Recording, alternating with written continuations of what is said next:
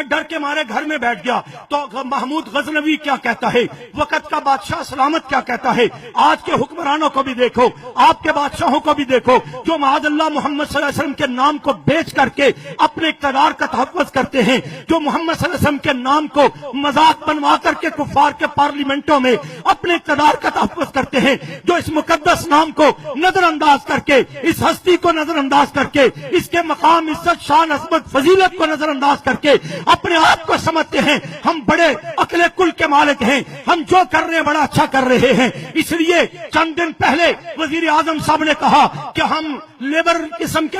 مسلمان نہیں بلکہ ہم راسخ العقیدہ مسلمان ہیں۔ چنانچہ ان کا پول روز کھلتا جا رہا ہے۔ ایک یہودی ایجنٹ عورت نے اسمبلی کے اندر، جس کا تعلق پی ٹی آئی کے ساتھ تھا، اس نے اسمبلی کے اندر یہودیت کی وکالت کرتے ہوئے، ترجمانی کرتے ہوئے، ایجنٹی کرتے ہوئے بتا دیا کہ ان کی راسخ العقیدی کس حد تک ہے، ان کی پوزیشن کیا ہے۔ چنانچہ یہ اس دور کے حکمران ہے۔ محمود غزنوی کہتا ہے، اپنے دربان سے کہتا ہے کہ جناب بات یہ نہیں، میں تجھ سے ناراض نہیں ہوں، میں نے محمد کے بجائے تاج